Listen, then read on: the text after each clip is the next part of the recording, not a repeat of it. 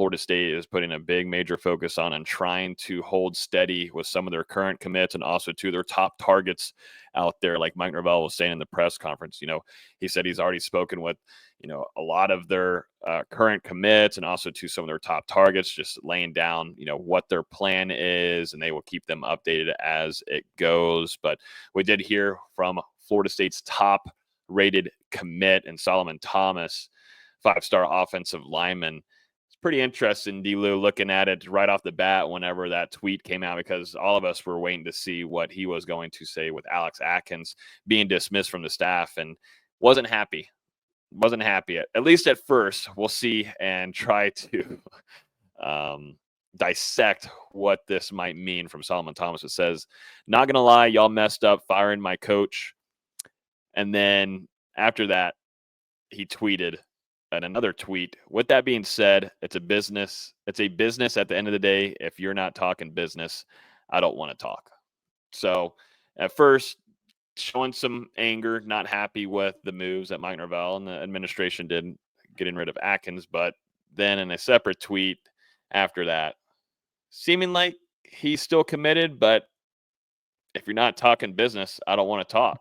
So here we are. Where does it stand there? And we also heard from another handful of commits, Dustin, on this front as well. Yeah, it kind of just depends how you want to decipher it, right? I mean, the way it reads to me is he's not happy that Florida State just fired his future position coach. Obviously, the coach that he had built the strongest relationship with during his recruitment to Florida State. And this is a guy who's been committed to the Seminoles for just about a year, made that decision in December of 2023. So, I mean, a longstanding commitment. And, I think he's heard about it. He's upset. And, we've seen similar reactions, not as strong as this one, to the firing from some of those other offensive line commits. And then the second part of it just seems like it's about business. So Florida State up that NIL deal, and, maybe that signature comes through during the early signing period in a couple of weeks. But yeah, this is certainly going to be one to follow.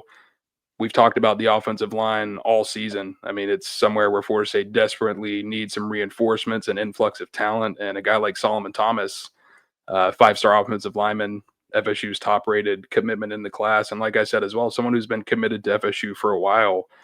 They need to figure out a way to close this out and get this kid to campus because, a lot of true freshmen don't play early. But with the Florida State's offensive line, I think there's certainly a chance for a guy like Thomas, who is immensely talented and already has a frame to work with at the college level. If you ask me, he should be happy because now he actually has a chance to get developed and, maybe make the NFL. He wasn't getting that under Atkins. Not wrong. You're not wrong. I mean, you can't. I mean, you're not wrong. I mean, Florida State could not develop an offensive lineman worth a damn. Don't matter who you were. If you're Brian Stork coming in, I don't know if he could have been developed either under Atkins. That's just what Brian it was. Stork was like 240 pounds when he got to FSU, so he definitely would have been developed. Give that credit to Triggett, baby. You got to give it the credit where it's due.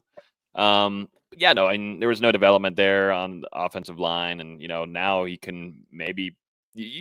We'll talk about going after offensive line coaches later on in the next few weeks. Tonight, we'll talk about offensive coordinator candidates, early offensive coordinator candidates, along with DC candidates. But offensive line is going to be a major discussion as Florida State looks into bringing somebody that can develop this talent. And this is something big for Mike Norvell. What they've got to do is find a name and hopefully give some kind of promise to where some of these offensive linemen stick, because there are some good ones there. That's the thing that I think us here on the show would talk about. You're bringing in some really talented guys. Like these are some studs coming in. You feel excited about it. You're excited for the development process. See what they look like in year 2, definitely year 3 when they get that starting position, or even the year 2, utilizing that talent. But in the back of your brain, you're like, damn, I don't know. I don't know if they're going to get developed. I just don't know if there's going to be improvement. Like, are we going to see Julian Armella? Will I see Julian Armella? Am I going to see a true improvement step from Jalen Early? It's like Lucas Simmons. You want to see strides there. It's and then you see the regression from your veterans like Darius Washington. So it's nice to now kind of clear that out of our heads. We don't know who's going to be coming in there to take that position group and lead the helm there.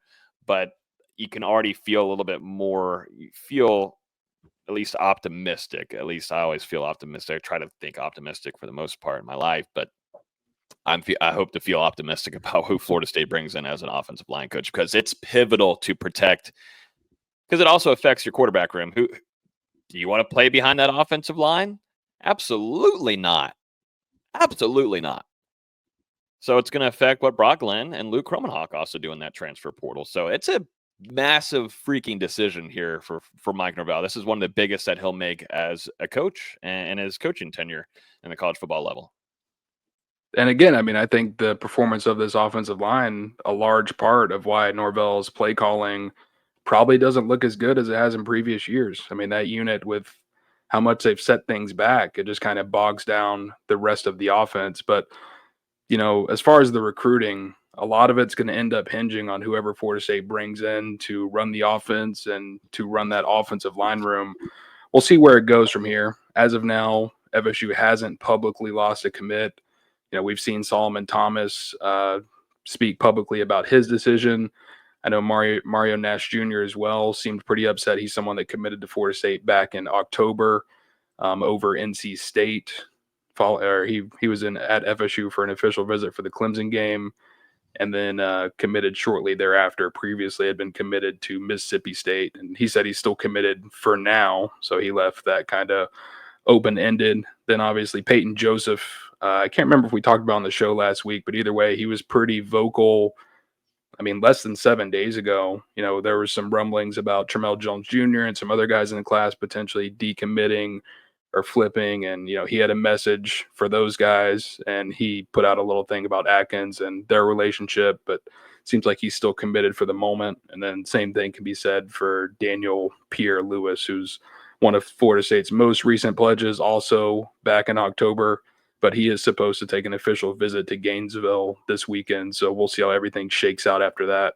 What's actually kind of funny, just to kind of close this out, is a couple hours before those firings, Florida State ended up picking up a couple of commitments. And, you know, 3-star defensive linemen from South Florida, pair of twin brothers as well, Daryl Desir and Mandrell Desir, both committed to Florida State. They recently backed off their pledges to UCF, and it seemed like the Seminoles turned up the heat, and they're able to land both of those guys.